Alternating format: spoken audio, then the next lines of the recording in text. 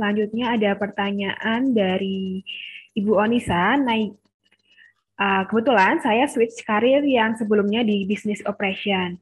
Kebetulan literasi tentang learning and development masih sedikit. Kira-kira skill apa yang dibutuhkan dan pedoman learning and development seperti apa ya, Pak? Nah, jadi ya again ya, sekali lagi skill banyak yang saya sudah sharing di materi di siang hari ini. Jadi mungkin kalau dari Mbak Unisa ada specific questions yang mana yang dari pemaparan tadi masih kira-kira kurang atau ingin tahu lebih detail, nah bisa tuh di follow up questions-nya. Dan karena sekali lagi kalau kita mau belajar dengan kalau dari business operation kemudian masuk ke L&D, yang penting adalah skills kita harus. Nah ini bagusnya misalnya ini ada berdasarkan dari bisnis, so you already understand the business kan. Karena itu penting. Kita harus bikin training program yang menjawab kebutuhan bisnis itu apa. Itu skills yang pertama. Skills yang kedua ya tentunya adalah problem solving. Kenapa saya sebut problem solving? Karena ketika kita melakukan training needs analysis, analisa kebutuhan training, ya kan, kita harus tahu dulu kan, oh idealnya kompetensi yang diharapkan seperti apa. Oh saat ini kompetensi gap-nya ternyata dari sini.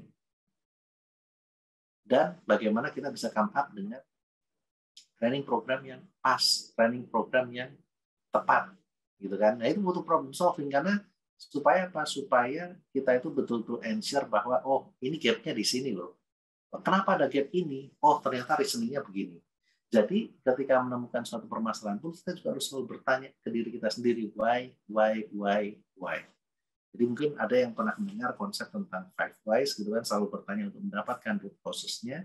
Nah itu juga baik gitu.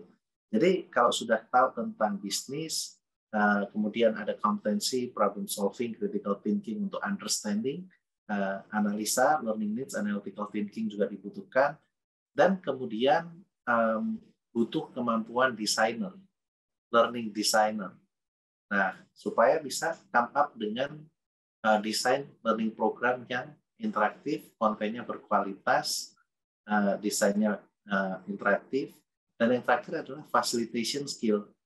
Bagaimana kita kemudian bisa deliver training ini dengan engagement yang tinggi. Bagaimana kita bisa deliver training dengan penuh kreativitas. Nah ini yang penting adalah skill-skill seperti itu. Kalau mau yang komplit gitu kan. Nah yang terakhir butuh juga analytical skills untuk kemudian kita mengolah data dari feedback.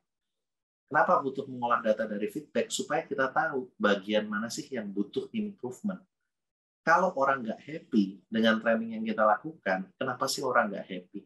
Apakah karena kontennya? Oh, bisa jadi kontennya terlalu advance, mudah susah untuk dipahami. Atau trainernya, wah trainernya ini ngebosenin, bikin ngantuk, nggak menarik, ganti trainernya gitu kan.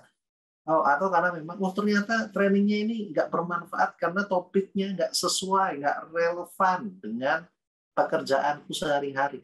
So, itu yang penting untuk selalu kita lakukan analisa juga. Jadi saya dengan tim saya selalu it's a mandatory untuk mereka come up dengan post-mortem training report. Nah, post-mortem training report biasanya saya lihat training-training yang satisfaction-nya rendah dan berusaha untuk memahami kenapa kok satisfaction-nya rendah. Apa yang harus kita lakukan berbeda supaya satisfaction ini meningkat. Jadi itu Mbak Onisa, kira-kira skill yang dibutuhkan seperti itu. Kalau pedoman learning and development ya kurang lebih tadi pakai yang akademis framework tadi. Pastikan elemen-elemen itu ada. Oke.